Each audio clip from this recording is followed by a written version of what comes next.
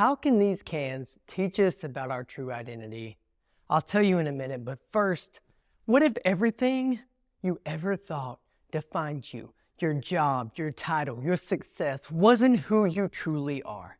Today, I'm going to help you peel back the layers and the labels and uncover the identity that God has already given you. It's time to break free. Hey friend, I'm Wallace. For the last decade, I've served in leadership roles, and today I coach Christian men to break free from the limiting beliefs and rediscover their God-given purpose. Maybe you're feeling unfulfilled, or like no matter how successful you became, you never feel like it's enough. That's because there's a deeper truth waiting to be uncovered. I believe we've all been created for greatness, but life has gotten in the way and it has clouded our vision, right? Whether it's doubt or the roles that you've taken on, something is leaving you feeling empty. But here's the good news. I'm here to help you see yourself the way that God sees you, with clarity, confidence, and fulfillment. Now back to these two cans. Have you ever played Russian Pantry Roulette? No? It is where you use marked down, discounted canned goods to make a meal. The reason these canned goods are marked down at the store is because they either have no label, or maybe they're really dented up and you're not really sure if this is what's in here. Mislabeled maybe. Why is this risky? Because you could be preparing for soup and end up opening cherry pie or pineapples. You could be thinking you have a can of black beans, but really it's a can of mandarin oranges. This made me think about how for a lot of us, we don't know who we are because life has a way of taking off our real labels or slapping on someone else's labels, limiting us. How many times have you wore these mislabels that life has given you? See, the enemy is working overtime to rob you of your identity. You see, in your name, it holds legacy and identity. Yet, for some reason, we're slapped a lie identity instead. We're slapped this idea that you are a mistake. You aren't enough, but forget that. You are not a mistake.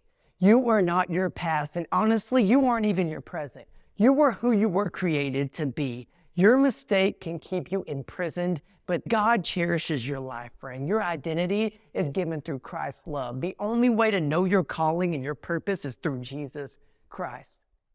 You can have infinite influence and income, but apart from Jesus Christ, you'll still be broken, busted, and disgusted. He isn't a religion or a moral code of conduct. You aren't a label of Christian. You are loved. You were chosen. You were set apart by God. Love is the root of your identity, not some pseudo fake love or lust. God thought of you first and made you for love and for creation first. God thought of you before you did anything. Now, I want to take you back when I was 15. I thought I had found my path, rapping. For me, it wasn't just a passion. It was a way to feel significant, to be noticed. And like many of us, I wanted to be great, to make a name for myself. Over the span of my 10-year rap career, I wrote over 300 songs, performed at great shows, opened up for some big names, even performed out in Deep Ellum, Texas. And guess what? People started noticing. I was redone. I was redone the rapper. And I loved the approval and the validation, the acceptance that my performing and my rapping had achieved. But here's the problem. My identity became my role. It wasn't just something I did, it was who I thought I was. Even after I stopped rapping, when I felt the Lord was telling me to put that aside and truly trust Him, I still cling to my former rapper days. I felt like Uncle Rico and Napoleon Dynamite, stuck in the glory days, searching for significance in a title that no longer fit me. I realized I had built my entire sense of worth around something temporary. And when that identity faded, I was lost and confused. Have you ever experienced that? Maybe you feel that right now. Maybe you felt that, clinging to a role that you think defines you. But the truth is, friend, I was missing something much deeper. So if your identity isn't in your job or your title, then where does it come from? The secret to true, lasting self-worth and identity isn't found in your role, your job, or even your success. True self-worth isn't tied to any uniform or title. It is found in something far greater. What is it? Your God-given identity. Here's the challenge most of us face. We've allowed the world to either let us not have a label or mislabel us. We think of things like, I'm a father, I'm a manager, I'm a leader. Don't get me wrong, these are important roles. But when our worth is tied to how well we perform in these roles, we end up feeling trapped. And what happens when we fail or when those roles change? This is the moment of crisis for many of us. When you strip away all your labels, what's left? Who are you really? I've coached men who define themselves by their job titles. Business owners, CEOs, managers, creatives, artists, fathers. When those roles changed or failed, their self-worth crumbled. This is where the real struggle begins. Let me show you something. I'm going to go to this board. You see how we have what is known as the core identity model. A lot of us, we think how we do things matters, or a lot of us think it's the what that matters. And that's what defines our who. Let me draw it out a little bit plain. A lot of times we work this way. We work in a way that how we do things is who we are. What we do is who we are. How we feel is who we are. What people think of us is who we are. That is not the truth, friend. It's actually the opposite. It's who we are and whose we are in Christ that should dictate what we do, how we do it, and how we feel. Don't get caught up making your outside your core, your external validation your core. That is not the case, friend. We should be living from the inside out. It's who we are, who we already been created to be. That's where we come out of. There often are misalignments between what God says about us and what the world says, or even what we've ourselves said. Think about it. The Bible tells us we were fearfully and wonderfully made, yet we let society label us and put expectations that dictate our worth, that say you were not smart enough, you were unworthy, you were fat, you were lazy. This misalignment creates a cognitive distortion, a warped view of ourselves based on external validations instead of anchoring ourselves in God's truth. I've seen this time and time again with people I've coached and even friends of mine, even myself at times. One of my clients, for instance, struggled with his physical appearance after suffering a broken arm and dealing with severe acne. But his struggle wasn't just about how he looked. It was about something much deeper, his identity. He had tied his worth to his appearance, and it took a toll on his confidence.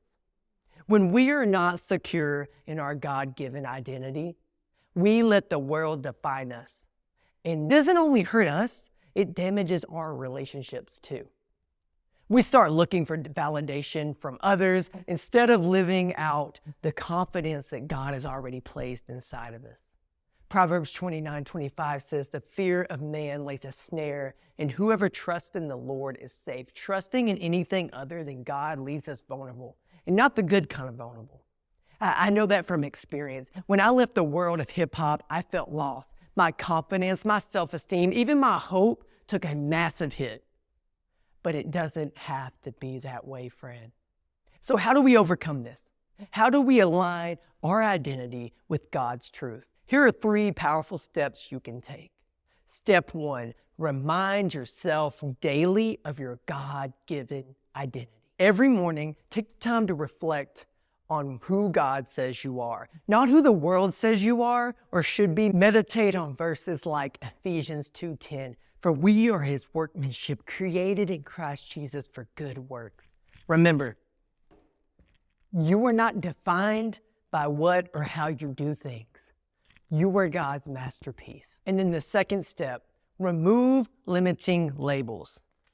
You remember this analogy? Remove the limiting labels. Ask yourself, what labels have I taken on that don't serve me anymore? Maybe you've been told you're not smart enough, you're not successful enough. It's time to let go of these false identities now.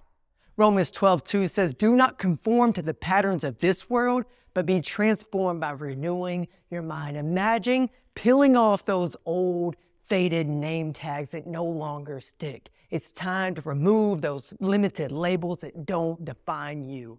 And then the third step, Refine yourself in community. You were not meant to walk this journey, live this life alone. Surround yourself with like-minded people who remind you of your true identity. Hebrews 10:24 and 25 urges us to encourage one another. Find a small group, a mentor, a coach, or a local church that will help you stay grounded in who you are in Christ. I'd rather have a friend who's close enough, like a brother, to speak the hard truth to me than walk around in my own blind struggles.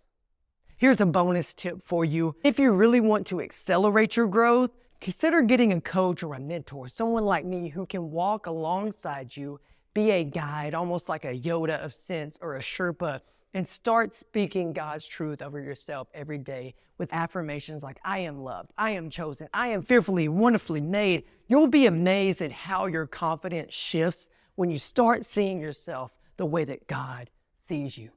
Now, if this message has been resonating with you, you know what to do.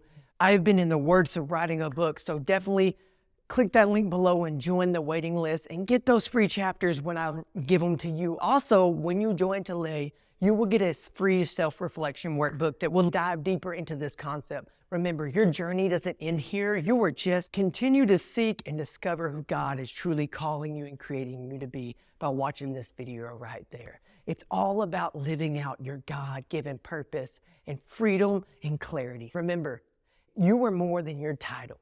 You are more than your role. You are God's child. You are His beloved.